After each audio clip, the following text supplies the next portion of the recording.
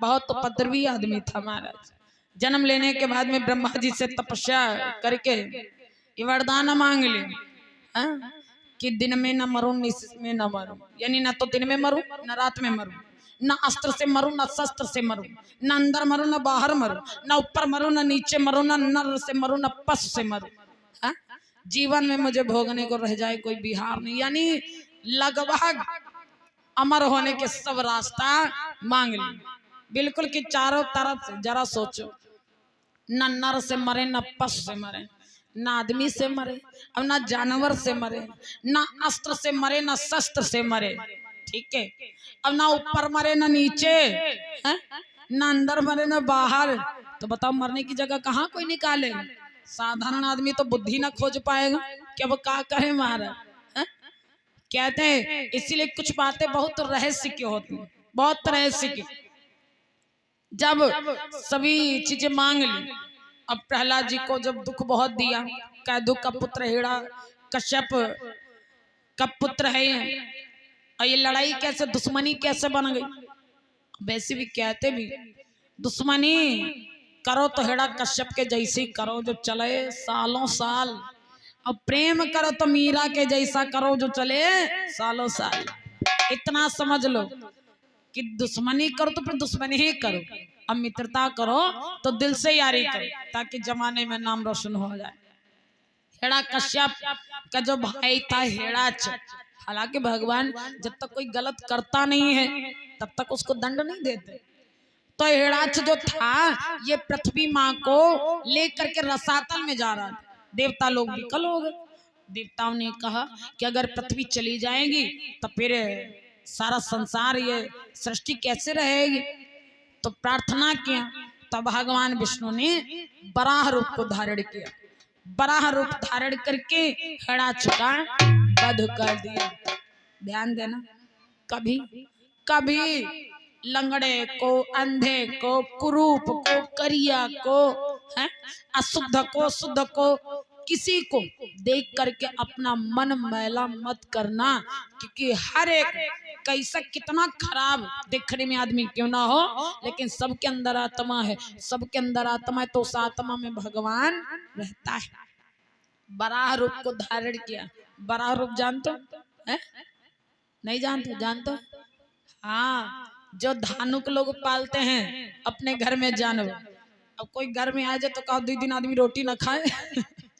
हाँ, लेकिन एक बात ये भी है, ये घर वाले दूसरे होते हैं और जो जंगल में छुट्टा रहते हैं, जो प्राकृतिक देने वाले होते हैं, ठीक है, उनमें बहुत फर्क होता है। वो कोई जरूरी नहीं कि बिष्टा खाए, वो तो घास खाते, प्रकृति के वास्ते रहते हैं। तो विचार करने की बात, तो अब जब भाई का मरना सुन लिया तो भाई के वास्ते हमने उस दिन बताया कि भाई भाई एक होता है, इसीलिए तपस्या किया। तपस्या करके वरदान मांगा। उन्हीं के घर में प्रहलाद जी हुए और प्रहलाद जी भगवान के भगत निकल आए, ठीक है। यहाँ तक कि कहते हैं जब तक ठोकर लगती नहीं तब तक कोई गिरता नहीं, और जब तक गिरता नहीं तब तक दोबारा संभलता नहीं। जब गिरोगे तभी तो संभलोगे भैया। तब प्रहलाद जी ने देखा था कि देखे प्रहलाद आगे बढ़कर बुढ़िया ये जान दे रही है, यानी प्रहलाद जी ने देखा कि बूढ़ी स्त्री रो रही है तो पूछा कि रो क्यों रही हो। तो उन्होंने कहा कि हमारे अमे में बिल्ली के बच्चा बंद हो गए, अब अमा जल रहा है और अमे में बच्चा है, कैसे बचेंगे। प्रहलाद जी बोले हमरे पापा का नाम लो, पापा का नाम लो, बच जाइए। पापा का नाम लेके, कहे पापा भगवान है। हेड़ा कश्यप सब जगह अपने को भगवान बता रहा था। तो उसने कहा कि तुम्हारे पिता खाली तुम्हारे पिता, स्त्री ने कहा कि आपके पिता केवल आपके पिता हैं और हम तो परम पिता परमात्मा का नाम ले रहे हैं। बोले क्या वो आपके बिल्ली के बच्चों को बचा लेंगे? बोले हाँ बचा लेंगे। तो कह दिया अगर उन्होंने बचा लिया, उन्होंने बचा लिया तो फिर अगर तुम्हारी बात सत्य हो गई तो आज तो हम जाए रहे, सवेरे हमारे सामने खोलना हमें को। अब अगर जिंदा निकल आए तो तुम हमारी गुरु बन जाना और हम उसी इष्ट को पूजने लगेंगे जिसको तुम मानती हो। कहने लगे उसी को पूजने लगेंगे, और नहीं तो कह रहे हैं कि इस बैरे का नाम छोड़ करके बैरी का नाम छोड़ के हमारे पापा का नाम लो, तो हमारे पापा मशीने उसीने मंगाए के सब बढ़िया पानी चलवाए के बढ़िया सब बुझवा देंगे, तुरंत बुझ जाएंगे, तो जो है बच्चा निकल ही आएंगे। है? तो उन्होंने कहा नहीं बेटा, परमात्मा पे भरोसा है हमको। कह दिया। प्रहलाद जी चले गए। सवेरा हुआ, आए तो बूढ़ी स्त्री ने जब आमे को हटाया तो देखा कि बिल्ली के बच्चा खेलते हुए बाहर निकल आए। प्रेम से बोलो भक्त और भगवान की, सच्चे दरबार की।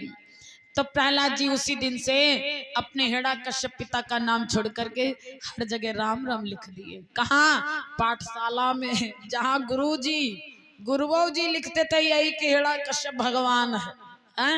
अब वहीं बोर्ड पर जो खड़िया से लिखा जाता ना, वहीं पर बोर्ड पर सब मिटा करके राम राम शब्द लिख दिया।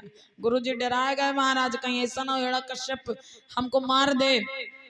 पता चला हिरण्यकश्यप ने वहां से बुलवाया, समझाने का बहुत प्रयास किया, अनेक प्रकार के दंड दिए प्रहलाद जी को, लेकिन प्रहलाद जी डरे नहीं। अंततः बाद में यही हुआ कि जब ज्यादा उपद्रव किया, ज्यादा धर्म किया, तो अपने भक्त की लाज रखने के लिए, मर्यादा रखने के लिए भगवान श्री हरि नारायण को विष्णु का अवतार धारण जो करते थे, हमेशा धारण रखते थे, आज वही नरसिंह का रूप बना करके आते हैं। प्रेम से बोले नरसिंह भगवान की।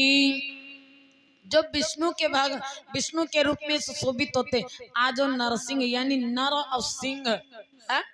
नर और सिंह दोनों को एक में मिला दो नरसिंह। नर माने मनुष्य, सिंह माने शेर। सिंह जो है शेर को कहते हैं ना। तो आधा शरीर आदमी का, अब आधा शरीर शेर का। हिरण्यकश्यप के सामने जब आए तो हिरण्यकश्यप को जब उठा के भगवान ने घुटनन पर धर लिया मारने के लिए, तो हिरण्यकश्यप ने कहा हम मरबई नहीं करेंगे। बोले काहे? अरे कहा कि वरदान मांगा है, वरदान मांगा है हम कि न नर से मरे न पशु से मरे। भगवान ने कहा हम कौन दिखाई दे रहे हैं तुम्हें, हम कौन दिखाई दे रहे हैं? बोले आज तक ऐसा आदमी ही नहीं देखे, न तुम आदमी में गिनती आई रही तुम्हारी, और न तुम शेर ही पूरे लगे रहे हो, आधे शेर और आधे आदमी लगे रहे हो। बोले तब तो ठीक है ना। बोले फिर भी ना मरेंगे, हमने वरदान मांगो क्या? उन्होंने कहा ना अंदर मरे ना बाहर मरे। भगवान बोले कहाँ हो देख लो। तो बोले कि घर के बीचों बीच चौखट पे देहली पे है। तो बोले तब तो ठीक है ना। बोले फिर भी ना मरेंगे। बोले काहे? कहा कि ना ऊपर मरे ना नीचे मरे, हमने ये भी वरदान मांगा। तो भगवान ने घुटनन पे रखा। भगवान ने कहा देखो कहाँ हो? तो बोले ना ऊपर है ना नीचे, हम तो तुम्हारे घुटनों पर हैं, बीच में हैं। बोले तब तो ठीक है। बोले ना। बोले क्यों? कहा कि हमने ये भी कहा ना अस्त्र से मरे ना शस्त्र से मरे, हम अस्त्र शस्त्र से भी नहीं मर सकते। भगवान ने हाथ उठाए, बोले हमारे हाथ तुम्हारे अस्त्र में दिखाई दे रहे, तुमको यह शस्त्र में दिखाई दे रहे। बोले ना अस्त्र में है ना शस्त्र में। भगवान के बड़े बड़े नाखून। आज दोनों हाथ उठा करके एकदम से पेट में थमा दिए, मानो कि 10 मीटर का कपड़ा चीर दिया। आज इस प्रकार से पेट को चीर दिया और अपने भक्त की रक्षा कर ली। सभी लोगों ने पुष्पों की वर्षा करी, सब देवता जय जयकार करने लगे। प्रेम से बोले भक्त और भगवान की, सच्चे दरबार की। तो भगवान शंकर ने कहा पार्वती मैया को कथा सुनाते हुए कि इसी प्रकार से ये पहले जन्म इन लोगों का उद्धार हुआ।